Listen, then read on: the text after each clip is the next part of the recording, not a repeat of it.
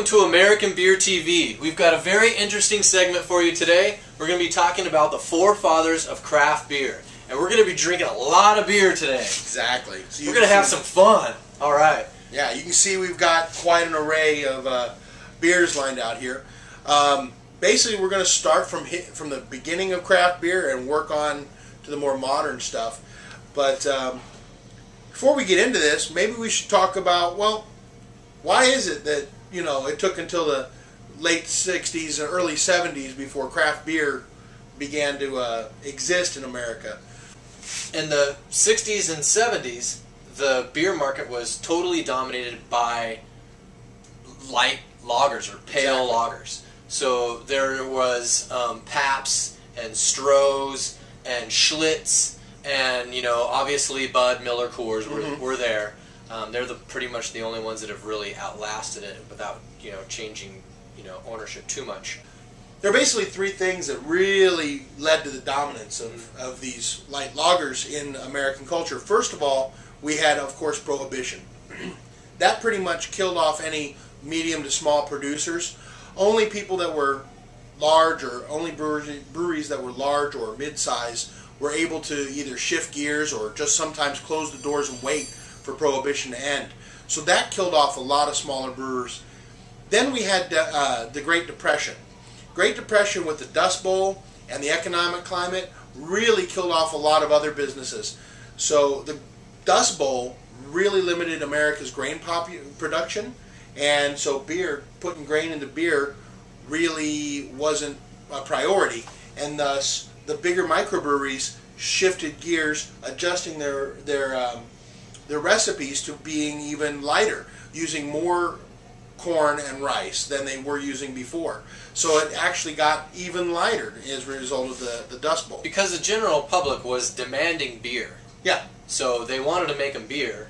Yeah. But they just, their resources were telling them to make pale lagers. Yeah, which was like the easiest, fastest way to make a beer. They were doing pale lagers before, but after the grain reductions and everything, their recipes changed even lighter. So this is where I have a problem with that, is because something like that happens where these big companies obviously have the power, and back then we didn't have, you know, mediums like we're using today. We didn't have media outlets. We didn't have internet. It was like basically whatever that company produced, that's what you got. Right. And that was just like you don't question it. You know, it's like Henry Ford made all black cars. You didn't have an option to paint a car a different color. You didn't have custom rims or anything like that. A car was black and beer was pale. That's just the way it is, and deal with it. Exactly.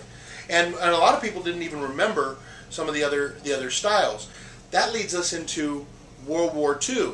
World War II, although the Midwest recovered from the Dust Bowl and a lot of the grain production increased again, we also shipped a lot over to Europe to help them survive through the war. Also, our men are over at war. They're over in Europe, and now we've got a totally different beer market. Now we have the mass-produced beer manufacturers marketing to Rosie the Riveter, basically. The ladies that are now working in the factory. And they generally preferred, they generally preferred a light, crisp beverage after they're working in the factories. And so, boom, that's what they got. And when the guys came home from the war, they were just so happy to be home. If it's just pale fizzy lager that's in the fridge, so be it. They weren't really going to question it. However, them being over in Europe for World War II did start to plant the seeds for this. Over in stationed in England and, you know, France, Belgium, some of these other countries, although there wasn't a lot of beer going on, a lot of drinking, but there were still some of these beer styles that these soldiers were trying for the very first time. And they came back to the States, they had nothing like that available. Yeah, well, in England they were drinking bitters, which you know, which is like a English pale ale or ESBs or whatever. Milds. A lot of those beers that did have a little bit of color, not necessarily as hoppy as some of the beers are today, but you know, they did have a little bit more colors. There were stouts and porters as well. So. Exactly. So they were starting to get a taste for some completely radically different styles, and it was really intriguing to just find out that, hey, beer is more than just light lagers. So they came back, and these seeds were planted. It took a while for them to germinate. Pretty much one of the things that a lot of these founders, these founding fathers of craft beer have in common was that they went on a trip to Europe and really tasted some styles, came back to the States, couldn't find anything close to it, and decided to make it themselves. That's really one of the main threads that runs through American craft beer over and over again. Yeah, and that same thing happened. Really, the same thing happened with the culinary scene too. Mm-hmm. People took trips to France or Italy or whatever and said, "Hey, why aren't we getting food like this? I want to make it at home." You know. Yeah.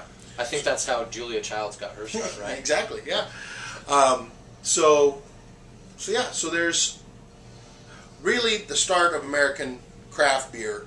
You have to get to the 60s and 70s to get these soldiers that have come back in the late 40s, and now they're successful. They've built their lives back. They've started their families. Now they're taking trips, going back over to Europe, you know, kind of revisiting some of the stuff that they saw in their youth.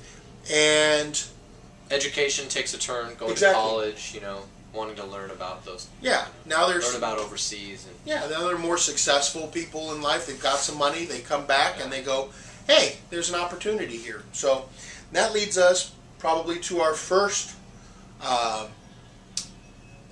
pioneer of craft beer, and that would be Fritz Maytag.